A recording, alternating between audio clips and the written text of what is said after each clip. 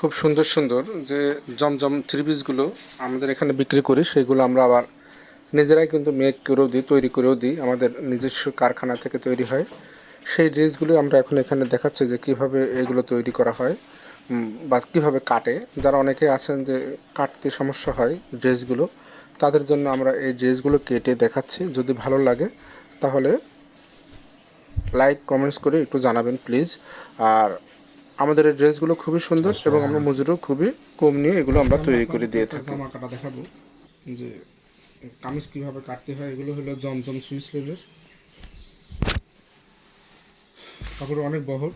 আর যার জন্য কাটবো সেই মানুষটা মোটা মানুষ, যাদের বডি 44, তাদের জামা কীভাবে কাটে সেটা আমি আপনাকে দেখাবো।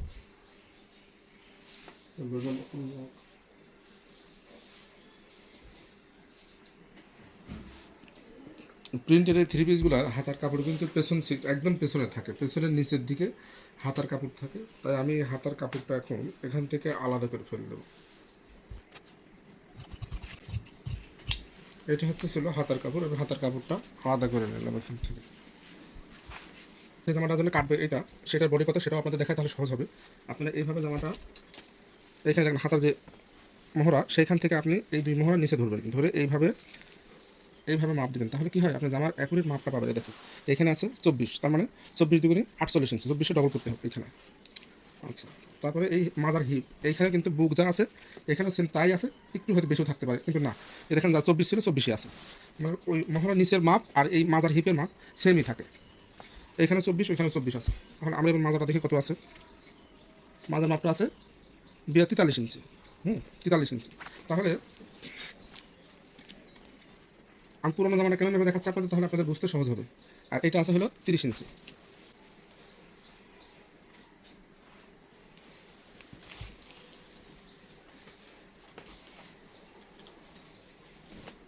এটা হচ্ছে জামার কাপড়। আমরা এই জামার কাপড়টারে 4 ভাগে ভাগ করব। এই এই যে ডবল আছে, আমরা এইটাকে ডবল করব। এটা কাপড়টা সাধারণত কাটার সময় কিন্তু আপনারা উল্টা করে নেবেন, সোজা দিকে রেখে কাপড় কাটবেন না। আর একটা জিনিস দেখায়, দেখেন এই দেখেন, এটা কিন্তু দেখেছেন পেছন দিকে কতটা বাঁকা, এই দেখেন প্রায় এতখানি মতো বাঁকা আছে, এই দেখেন, দেখছেন এতখানি। তাহলে কি করবেন, সেই ক্ষেত্রে আপনি এই জামার পাটটা আলাদা করে নেবেন, সামনের পাটটা সম্পূর্ণভাবে আলাদা করে নিতে হবে। এখানে আমরা দুইটাকে আলাদা আলাদা পাটে আমরা কাটবো।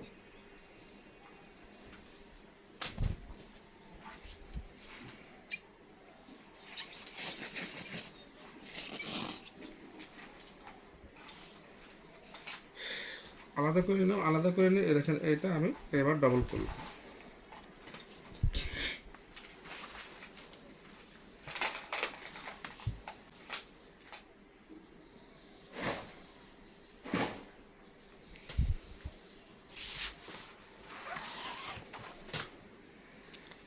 যে জামাগুলোর গলা এরকম থাকে, ডিজাইন থাকে, সেটা কিন্তু আপনি এই পাশের এই পাশটা ধরে আবার মিলায় দেখবেন। হ্যাঁ, শুধু ডবলই করবেন না, এইটা মিলায় আগে দেখবেন, মিলায় দুইটাকে একদম সমান লেভেলে নিয়ে আসবেন। তারপরে আপনারা মাঝখান দিয়ে তারপরে ভাঁজ দেবেন। অনেক সময় ভাঁজ দিলে মিলেও, আবার অনেক সময় মিলেও না, কিন্তু ভাঁজ দিলে।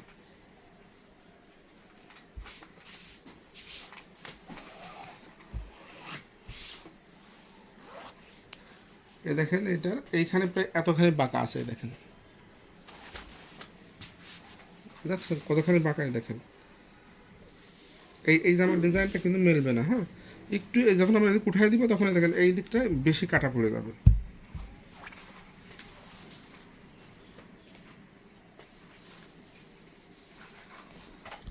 এটা হচ্ছে পিছন পার্ট। পিছন পার্টটা আমরা ওই সামনের পার্টে যেমন ভাঁজ দিয়েছি, সেম কায়দায় এটাও ভাঁজ দিয়ে দেবো।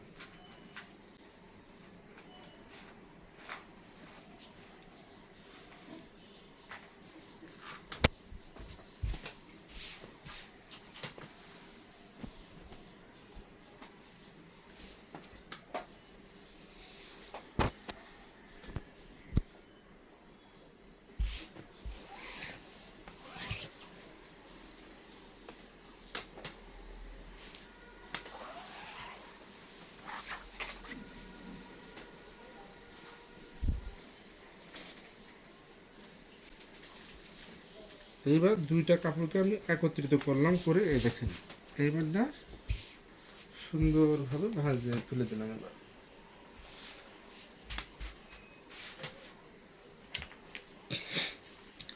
কাপড় কাটার আগে কাপড়ে ভাঁজ দেওয়াটাই হলো মেন। ভাঁজ যদি সুন্দর না হয় আপনার কাপড়টাও ঠিকমতো কাটতে পারবেন না কিন্তু।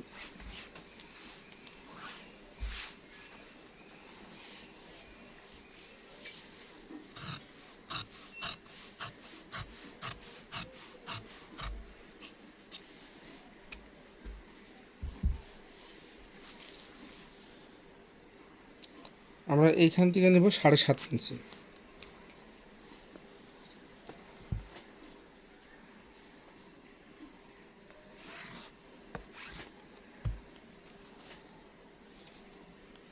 হাতার এই মহড়াটাও নেব আমরা 7.5 ইঞ্চি। যেহেতু একটু বডিটা মোটা তাই। ওই জামাটার বডি ছিল 48, তাই দেখেন আমরা এখানে নিলাম 12 নিলে 12কে 4 দিয়ে গুণন দেন, যেহেতু এটা 4 পার্ট, 2 পার্ট মানে ডবল 2 2 4 হয়ে যাচ্ছে, তাহলে 4 12 48 ইঞ্চি। আমরা এইখানে দেখেন 12 নিলাম, আর এইখানে 12-র মাথায় দাগ দিয়ে দিলাম। এইটা হচ্ছে আমাদের পুরাতন জামা যে মাপটা আছে সেম মাপ হচ্ছে এইটা। এইখান থেকে আমরা 14 নিলাম, কেউ 13 নিতে পারেন, অনেকে লম্বা মানুষ হলে সেই ক্ষেত্রে আপনি 14 নেবেন। এখানে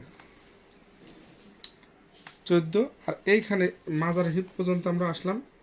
সাধারণত 22 দেয়, অনেকে নিচে একটু নিচে নামায় পড়ে যাতে সালোয়ারের ওই ফিতা দেখা না যায় অথবা ইলাস্টিক দেখা না যায়, এই জন্য অনেকে একটু নিচে নামায় দেয়। সেই ক্ষেত্রে 25 পর্যন্ত যাওয়া যায়। আপনার 25 পর্যন্ত এখানে আসছে। এবার মাজার হিপ বরাবর একটা এখানে একটা আমি মার্জিন দিয়ে দিলাম।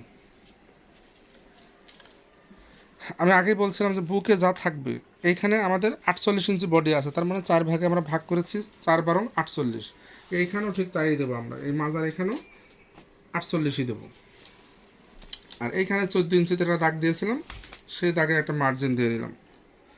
ওইটার ছিল 21 ইঞ্চি, তার মানে 42 ইঞ্চি। 42 ইঞ্চিতে হলো আপনার 10.5 ইঞ্চি। আমরা সেখানে আর একটু লুজ রাখলাম, 11 ইঞ্চি দিয়ে দিলাম।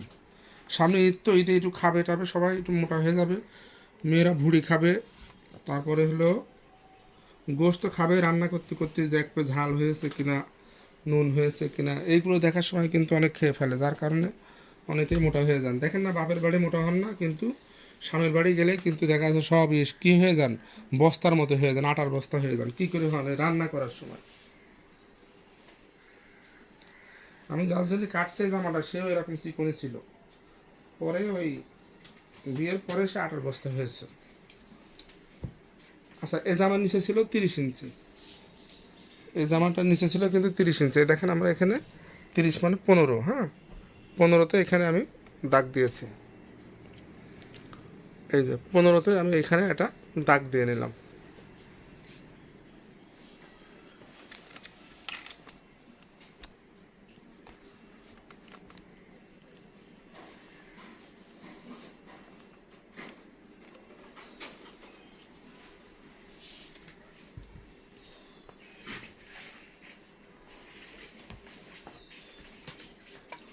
আচ্ছা, 15তে দাগ দিয়ে নিয়ে আমি সোজা দাগ টেনে দিলাম। এইবার আমরা তো সেলাই, এটা কিন্তু আমাদের এইখান দিয়ে এই দাগের উপর দিয়ে কিন্তু সেলাই হবে।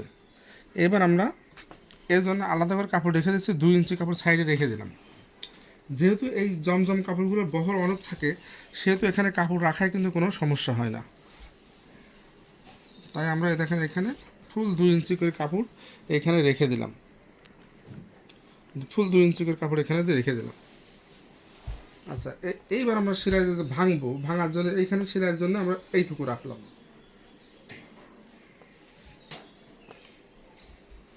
আচ্ছা, এই হলো আমাদের আঁকানো কিন্তু শেষ। এইবার হলো এই যে হাতার মহড়া যে কাটবেন, হ্যাঁ এইখানে আমি তো নিচ্ছি 7.5 ইঞ্চি।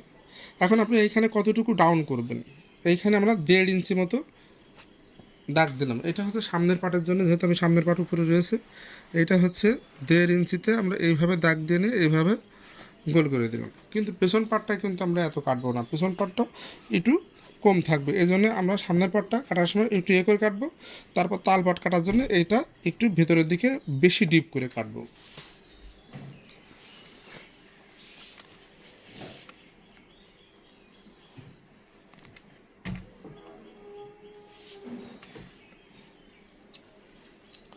এই দেখেন আমি এখন কাটার সময় ওইটা এত বেশি ডিপ আমি করলাম না, কারণ হচ্ছে আমি সামনের পাটটাতে তাল পাট দিব, তখন আমার ওইটা বেশি ডিপ করতে হবে। এই যে যখন আমি তাল পাট কাটবো তখন আবার এইটা এইভাবে একটু বেশি করে রাউন্ড দিকে টেনে নিতে হবে।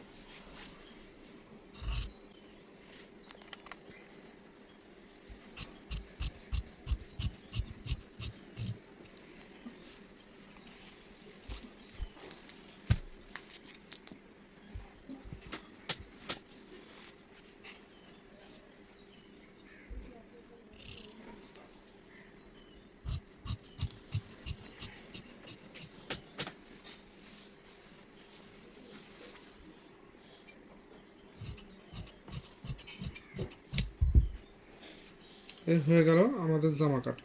এইখানে একটা জিনিস আপনাদেরকে আমি এখনো বলিনি, সেটা হচ্ছে এই যে আমরা গলা যখন কাটবো,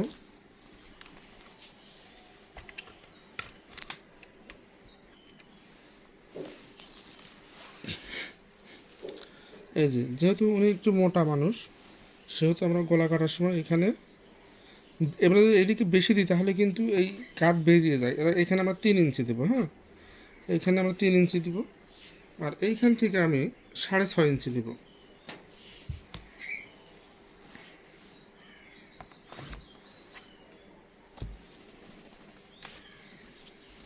আচ্ছা, আর এইখান থেকে ডাউন আমরা 1/2 ইঞ্চি মতো ডাউন নামায় দেবো, ব্যাস।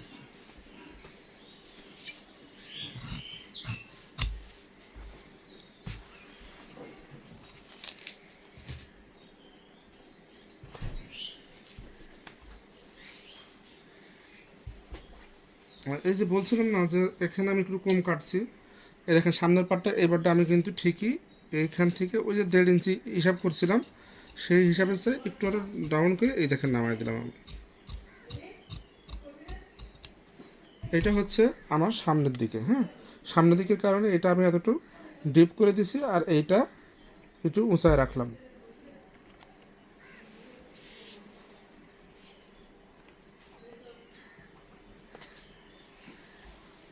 এবার গলা কাটা দেখা দিই। এই দেখেন গলা তো মাপটা আমি দিয়েছি, দেখেছেন, এই হচ্ছে আমার গলা। এরপরে আমি আপনাদেরকে দেখাবো গলার এই পটিটা কীভাবে কাটতে হয়। অনেকেই গলা কাটেন ডিজাইন করে, কাটার পরে আর লাগাতে পারেন না। কেন লাগাতে পারেন না, পেস্টিং কী কারণে আপনারা লাগাতে পারেন না, সেটাও আমি আর একটা ভিডিওতে আপনাদের দেখাচ্ছি। এইটা হচ্ছে পেছন গলা, ব্যাস। জামা কাটাটা কমপ্লিট, এখন শুধু হাতা কাটা বাকি। হাতা কীভাবে কাটবেন আপনারা, অনেকেরই হাতা কাটেন কিন্তু হাতা মেলে না। কেন মেলে না জানেন, আপনারা এ দেখেন এইভাবেও কিন্তু মাপ নিয়ে দেখতে পারেন। দেখেন এইভাবে করে মাপ নিয়ে আপনারা দেখতে পারেন। দেখেন এটা আছে প্রায় 10, আপনারা আবার এইখানে আড়ে আড়ে মাপ দিয়ে দেখলেও দেখতে পারেন। এইখানে এই দেখেন প্রায় 10-10-এর একটু কম। এভাবে কিন্তু আপনারা টান টান করে এইভাবে মাপটা দিয়ে দিতে পারেন। দেখেন এইভাবে মাপ ধরতে পারেন, ধরলেও আপনি পেয়ে যাবেন মাপ, যে হাতার এই মোহরার মাপটা কত। এটা হচ্ছে হাতার কাপড়, হাতার কাপড়কেও 4 খণ্ড করেছে, 4টা ভাগে ভাগ করে 4টা পার্ট দিয়ে দিয়েছে, হ্যাঁ। এটা হচ্ছে হাতা। আমি যে হাতার মহড়া আপনাদেরকে মেপে দেখাইছিলাম যে 10 ইঞ্চি, 10 ইঞ্চির একটু কম আমরা এইখান থেকে নিয়ে নিলাম 4 ইঞ্চি। 4 ইঞ্চিতে আমরা এরকম একটা দাগ দিলাম। দাগ দেওয়ার পর এইখানে হাতার এ দেখেন এইখানটা ধরে এইখানটা আমরা দেখেন 9.5 নিব।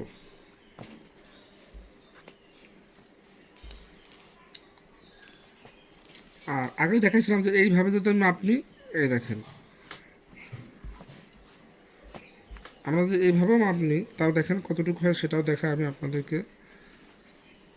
এই দেখেন আমরা ওইটা দেখাছিলাম কত 10, এই দেখেন এইভাবে মাপ নিলে এখানে হবে না 10। আর যারা নামাজ কালাম পড়েন তাদের জন্য এখানে একটু লুজ লাগে, তাই আমি এখানে একটু লুজ রাখলাম।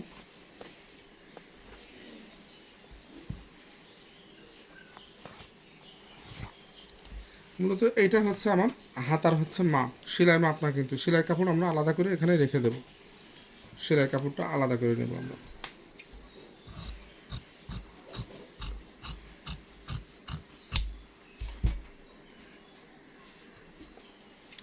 সেলাইয়ের জন্য আমরা এই এতখানি বাড়তি রেখে দিলাম।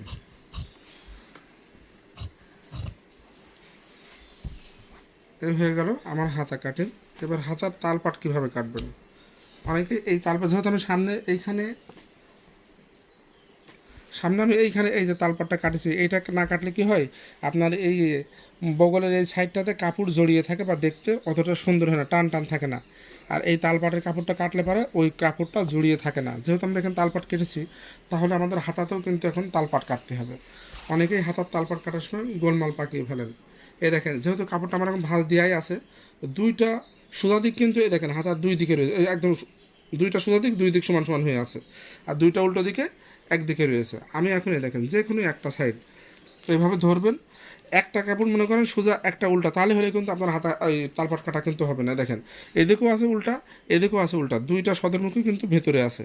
এবার আমি কি করব, এই দেখেন এইখান থেকে এই যে আমার তালপাট কাটা কমপ্লিট।